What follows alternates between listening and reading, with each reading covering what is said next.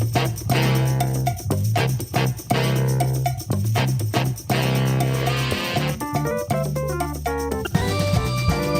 everybody, this is Mickey G. In our last episode, we talked about how brothers are placed in very good positions and they screw it up. This time we're going to talk a little bit more about those who are almost set up to fail. Well, we hope you enjoyed this edition of Old Fools Talking Old School. That's what I try to tell that young boy. That was my supervisor. He got so full of himself, and he don't even acknowledge the fact that the only reason he got the job is because we had this senator here who questioned why was there no blacks in leadership in the courts. Right. And then all of a sudden they hired him.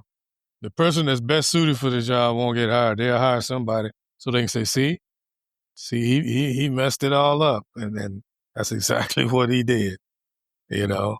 And they're not always hiring the best person for the job. They're hiring so they can say, well, we had one and he messed it up. And that's exactly how it is, you know. Yeah.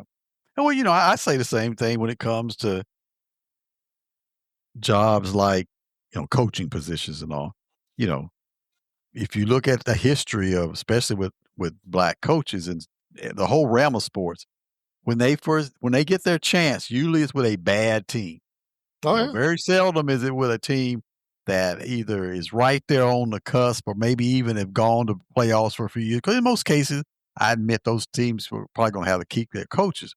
But usually it starts off with really bad teams. Yeah. And, it after a couple of years of, once again, trying to make it a better team, but sometimes it takes a while. So, okay, we gave you a chance. Look, look what happened. You gave you a chance. Well, yeah, you gave me a chance, but you gave me a chance with the deck stacked against me. What do you expect? Exactly. Set up to fail. Yeah, and but then, you served the corner then. And then as soon as they start having success, then he's fired. Mm-hmm. Ask Tony Dungy. Ask that brother that came up there with the Indianapolis coach that was a good coach. And they got rid of him, and then they went to he had him in the playoffs, as a matter of fact. Yeah. And but it is just the way it is, man. I mean, even like in the military, when I was in there, me and Pontu have talked about it I don't know how many times. You have these last minute moves when they know, we got OSI. Hell, I forgot all. Whenever the inspectors were coming. Right. And find out which department is lacking, they would either move him or me into those departments. But they want us to get in there and bring it up to snuff.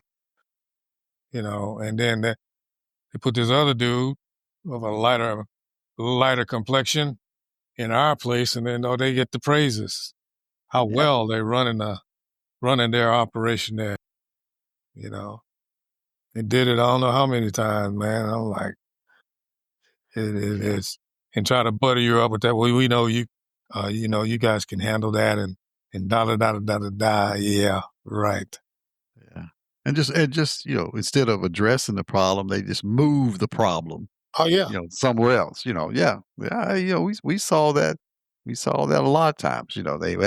We'll just move them over here. We need you to go in there. We know you can do it. You've done it before. And it's like, in a lot of situations, what are you going to do? What are you going to say? Oh, no, I ain't going to do that. Exactly. So you go in, you clean things up. And then after you get everything cleaned up, we're going to move you over here now and put somebody else back. Yeah. So, I saw it happen too, and it's just, and it's, just not the military. It happens everywhere. Everywhere you go, they have people, especially if they're a favorite, if you will. Mm-hmm. We don't want they're good people. They just have a hard time adjusting to the job, or their leadership skills aren't the best. But we want to keep them around, so you're gonna pay them all that money because they were in a leadership position, and move them somewhere else, making the same money to be a underling somewhere. Mm-hmm. But, They're good people. We don't want to lose them. So yeah, I know. I've You been know through who that. that's reserved for? Mm-hmm. Yeah, Yeah. it's something else, man. Yeah. They, they, Yeah. they, that's the lesson in life that sometimes it takes us a while to learn because it took us a while to even get in a leadership position, to see what's going on. And I learned so much stuff, especially on the outside once I got out there. I'm like, man, no wonder this country is in a messed up situation. You talk about DEI, they didn't have DEI all along. Because all them folks that they had in position didn't know their ass from their forehead. And DEI was Yeah. like, that ain't us, that's y'all. I mean, look at it now. I was reading a little thing on the computer while I was getting set up there, and it showed they had Hexus. They said all he could do was sit there and act like a little baby when one of them congressmen told him that he was a DEI hire. He said, all you do is kiss ass. Boy, old Donald Trump done opened up the can of worms. Boy, they be cussing all of them. Remember, you couldn't get a politician to cuss. Now they all cussing. He said, all you do is suck ass. That's how you a DEI how. You see how that sucker went in and today, was that today or yesterday? And talking about they were bombing Hamas in Syria. He had another bombing campaign. Really? No, I'm I like, didn't hear about that today. I've been out and about and to Mac Memphis and everything today. I didn't hear about that, but yeah, it doesn't and surprise me. and see, they try to keep it really on the down low because they certainly ain't asking no Congress for permission. And I just happened to be scrolling through and I saw, well, when did that happen? Ain't nothing on the news, And I was like, well, God, dog, but this dude, what was it? I can't remember the term they were trying to use when Bill Clinton got in trouble. It's a term related to when you want to divert attention. It's it's not a lame duck president, but it's type of president that creates to get your mind off of what's really going on now, which that's what this administration does on everything, releasing whatever at dark 30 on Friday night when everybody's out. So I don't know. Yeah. I done got so discouraged. I don't even, every time I hear it, I just start changing the channel. Same thing. That poor woman up there in Minnesota, I heard so much. I was tired of it within the first 30 minutes. And you got this administration up there talking about what it was, and hell, her blood wasn't even dry on the pavement out there, You ain't even had an investigation yet. How you gonna call what it is? Yeah. Well, they're trying to do what's that term? The last word is control, not quality control. Whatever it is, when you're trying to lessen the public fallout from whatever happened. I forgot what they call it.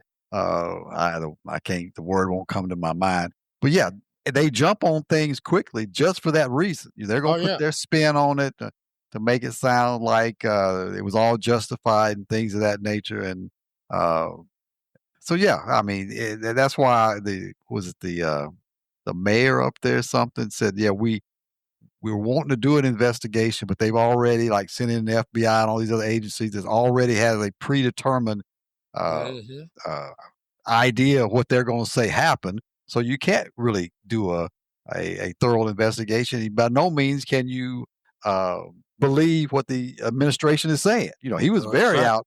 And he dropped the F-bomb there when he talked about getting out of my city. I'm like, you talking about the congressman's cussing. I'm like, man, he dropped the F-bomb right there on nationwide TV kind of thing. So, yeah, it is. It's a difficult situation. I was talking to a guy had come in to do some electrical work for me. He said I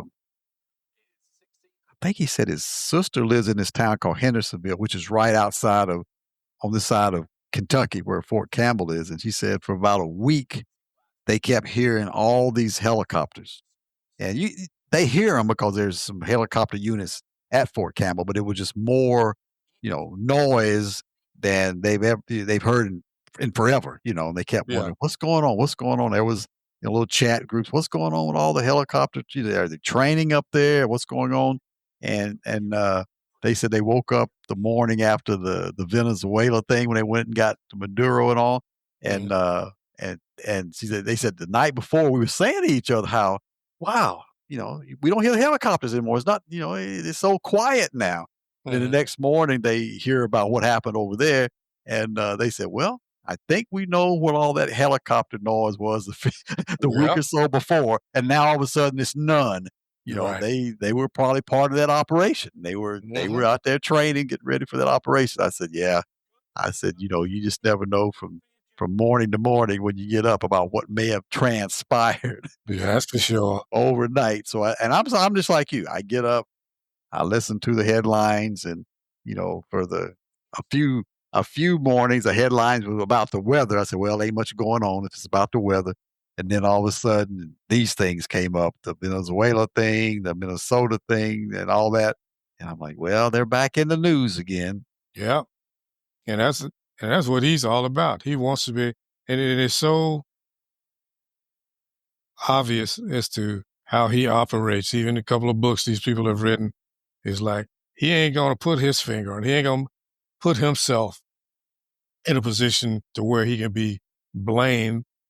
But in his feeble mind, he'll understand you're in charge of this administration. You are to blame, Blame. whether your name is there or not. But that old boy that used to be his little hitman that turned against him said that he has a way of saying stuff and implying stuff for you to do it, but he ain't gonna never tell you to do it. Yeah. Well, So, that's the typical MO of a mobster. You oh yeah, always yeah, had the guys, Gotti and those kind of guys. Even back in the day of Al Capone, you had hmm those guys that people knew exactly what they were doing. They knew, the operations they were running, but they could very seldom pin anything on them right, because they weren't doing it. They had their henchmen and their guys below them that were doing the work. So I mean, they were Mhm. killing people and whatever it may have been. So yeah, they could very hardly ever pin anything directly on them, and they didn't have to say, Rodney, I want you to go take Johnny out. Mhm. All they would have to say would be, Johnny is starting to be a problem. They Mhm. knew then the henchmen, they knew what they needed to do. Oh yeah, oh yeah, So yeah, it's almost the same kind of concept. He ain't got to go and put his thumb directly on anything, but the people under him, just from his comments, know what he wants done. So they yeah. go do it. Just like when he speaks out to the public and he's hoping one of his fanatics will go out and do what he wants done. Uh, uh, yeah, you're right. That's typical mobster type attitude, and he's the kind of dummy that's who he would idolize. He would love to like want to be a mobster or like he wants to be a dictator now, and all that. So yeah, I heard somebody describe and said he's a coward, man. He wants to play this tough guy role, in which I've been saying all along, all the countries that he's dealing with is people that really can't fight back. Mhm. You know, Maduro, yeah, they got an army down there, but it ain't nothing, to speak of. Now he wants to mess with Greenland because I'm like, man, what is this dude? He's talking about it. He basically done said that he gonna take it, and he got that damn Marco Rubio idiot sitting right there with him.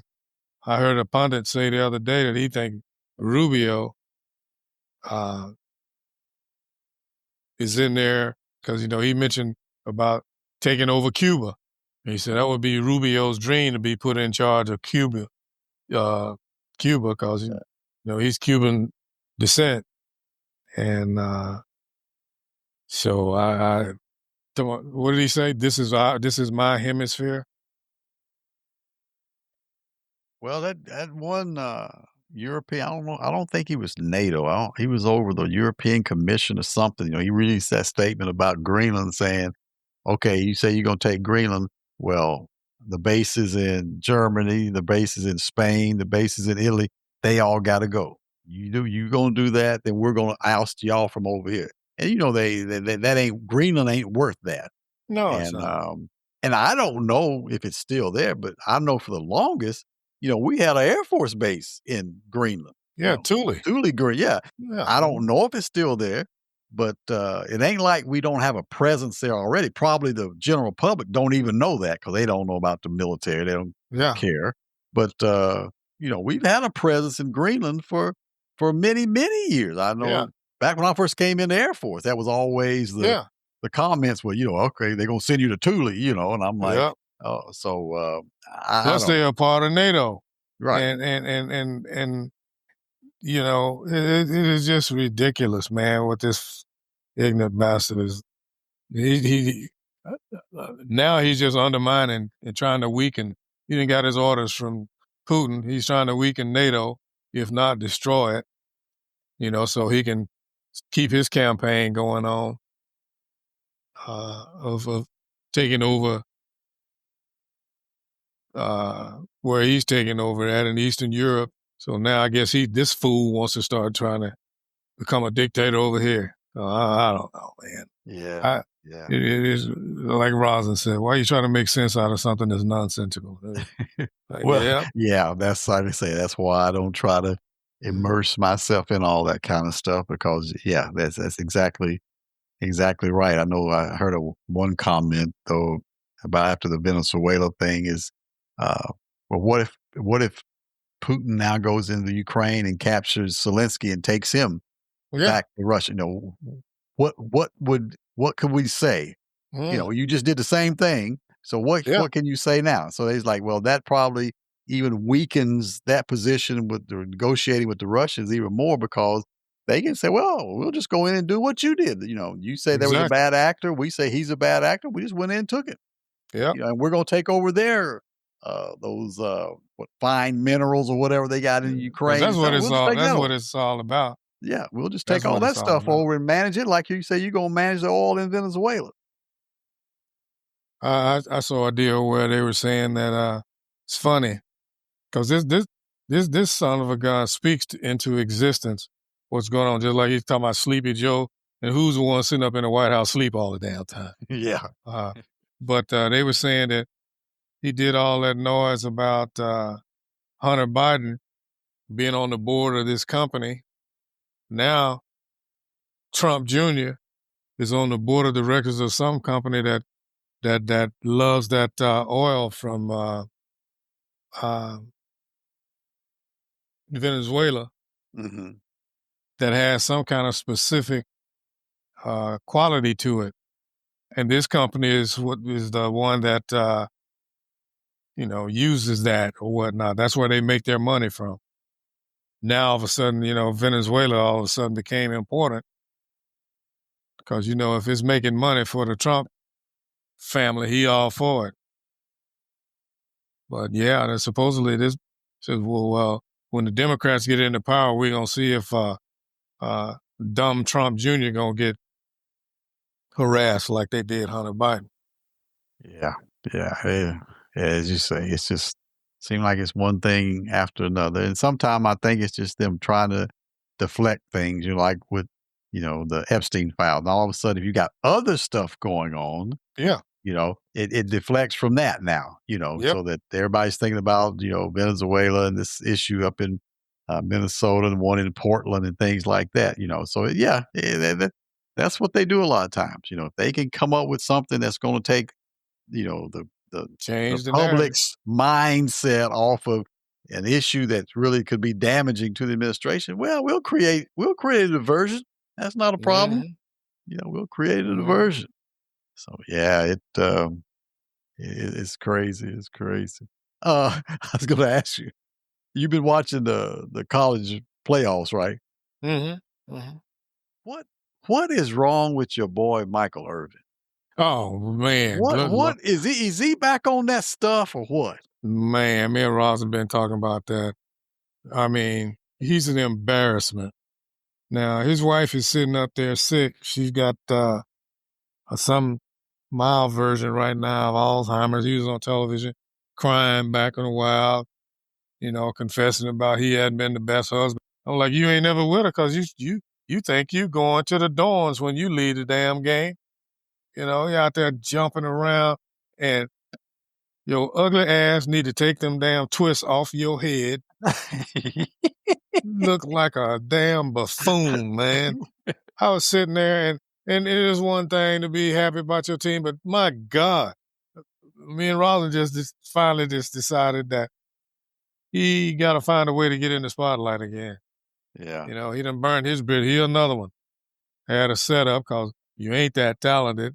You was on NFL Network, and you out there trying to screw some woman in a hotel and lost that job, Yeah. It's ridiculous, man.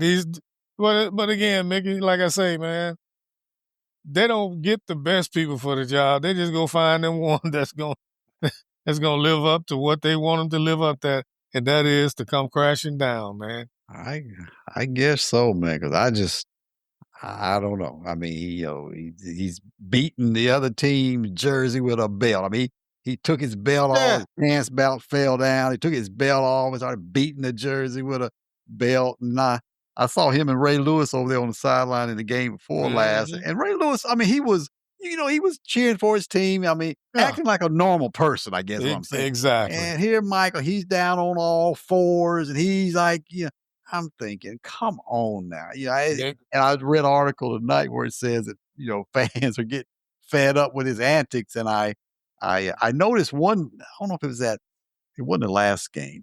I noticed he had on one of those kind of mics, the same kind of mics that we use when I record my cable TV program in McMinnville. Most time I put it on under my shirt, so you don't even see it. I saw that he had one of those kind of mics on.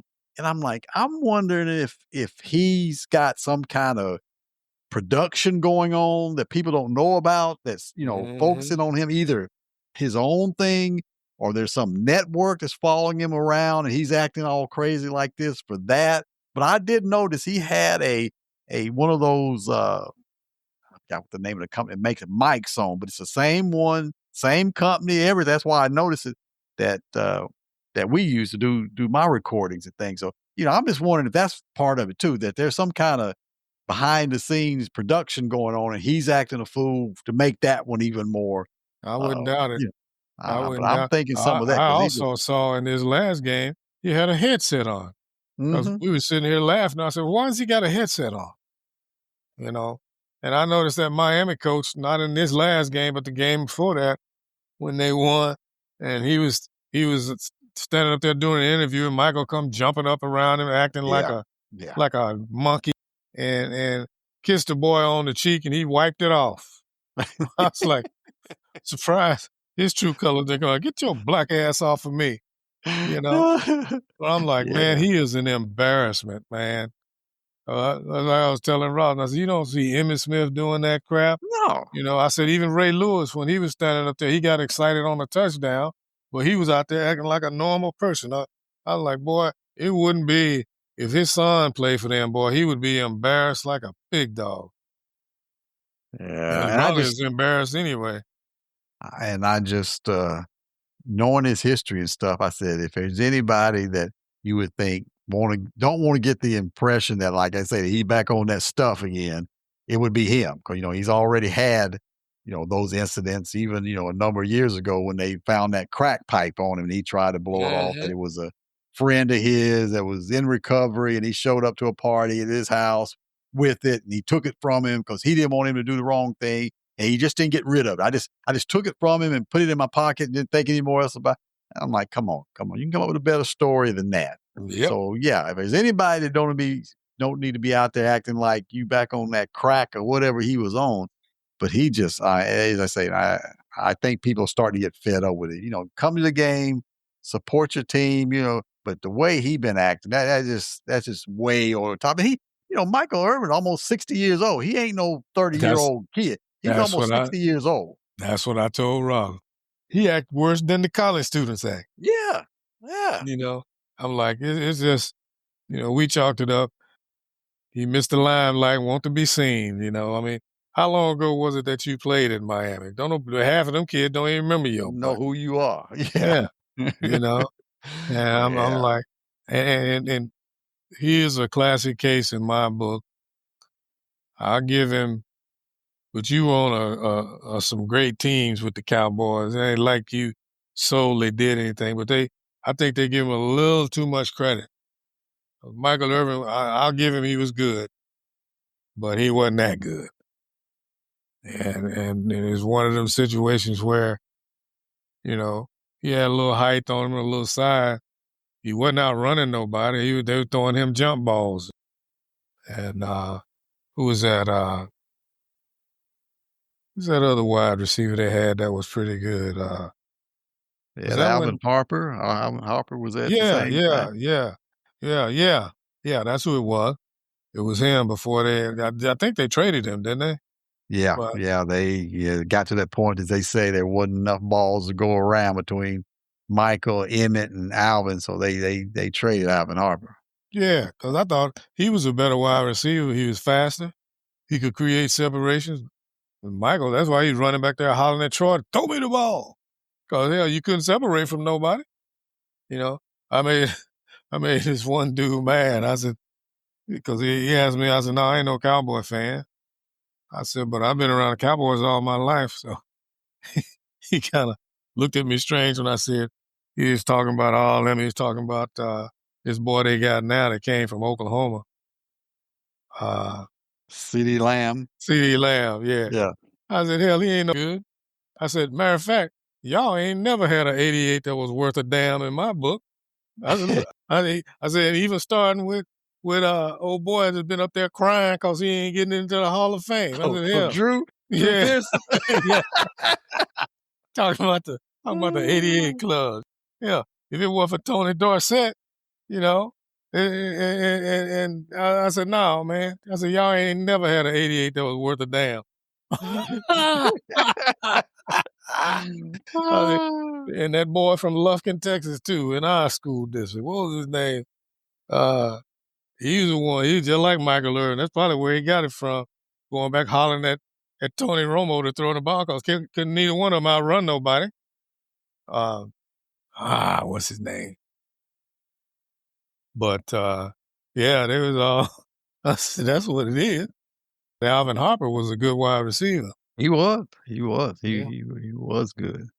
But like you say, that's the way it happens a lot of times. You got people that's in the limelight or happened, you know, it doesn't hurt to be on a good team either. Right. It doesn't hurt Right. to be on a good team. And but he just, like I said, I'm just tired of and I don't know, I sort of put some of that on the network too. It seemed like every other play they switch over there to him Yeah. and show him on the sideline. Exactly. I'm like, y'all can stop that too. Stop showing shots of him on the sideline acting a fool, 30, 40 times during the game. Concentrate on the Yep. game, concentrate on the players, concentrate on the coach, and stop showing shots of Michael Irvin over there acting like he's crazy. Mm-hmm. Well, that's what they want, though. Well, They want. I say the same thing. There obviously is a reason that they're doing that. Yeah. Yeah. I'm like, man, yeah, man. I could nobody help but notice that clown, man. Me and Ron sit here talking about him for a good hour. Like, you dummy. Because she rarely comes and watches a game with me, but she Right. came up there to watch that one, and I was like, man. She's like, what's wrong with him? I said, hell, you see it.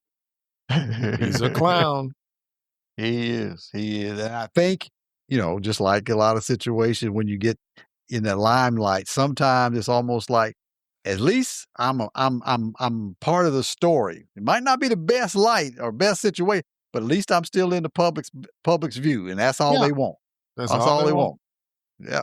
And it is it. He, he sitting up there forging a friendship with another dummy and Stephen A. Smith. I read somewhere where they were talking about they were scaling back on having him on all these different shows, which is a good thing. And now he over there Rosin told me, I didn't see this, but supposedly Stephen A. Smith came out and said that woman that the ICE guy shot said she was in the wrong. And I'm like, oh, here we go. Trump done recruited him another one of them Negroes that he gonna dump. I don't know how Stephen A. Smith think he gonna, because he talking about going into politics. Man. Old Steven Jackson said, bro, ain't nobody gonna vote for your ass. He said, why don't you just stick to what you're doing? Talking about a sport that you never played. Boy, I roll. Yeah, talking about a sport that you never played. I was like, but he said something. It could be a ticket of Stephen A. and his running mate could be Nicki Minaj. Well, I guess they'll be running for a trash truck driver because two dummies ain't gonna have too much to say. She done got up there. She just made herself an absolute fool. Trump gonna have ICE deport her ass back to the. Well, there's a campaign on now just to do that. Yeah, that's right. That's right. Between that and her husband being a pedophile, they're trying to get her deported now. Yeah, talking about Trump is a debonair or whatever she said. Talking to these white boys, y'all have great role models with J.D. Vance and Donald Dapper Trump, and I was like, boy, what did they put in her crack? She done lost her mind, sitting up there looking like a white woman with all that white powder all over her face. I tell you, boy, they, between her and Stephen A. and then, he's out of the limelight a little bit now, but your boy down there in is it South Carolina, North Carolina, the one that looks like a damn mule in the face. Byron Donald. Oh, that's Florida, Byron Donald. No, the one he ran. He was Tim Scott. Yeah, Tim. Between them, I'm like, where'd they find these? It's almost like they brought these folks out of central casting. You couldn't go out and find nobody. 'Cause he's still there. I saw a picture of him the other day with his wifey. Of course, everybody say that's a big sham. Oh yeah, but I tell you, that's his beard. I don't know what's wrong with them South Carolina dudes. Cause Lindsey Graham, he just said, "Hell with it, yeah, I'm gay." But yeah, man, they something else. Yeah, what strange company we keep. We see it more and more. Well, we hope you enjoyed this edition. Join us next time for Old Fools Talking Old School. Until then, this is Mickey G. Peace.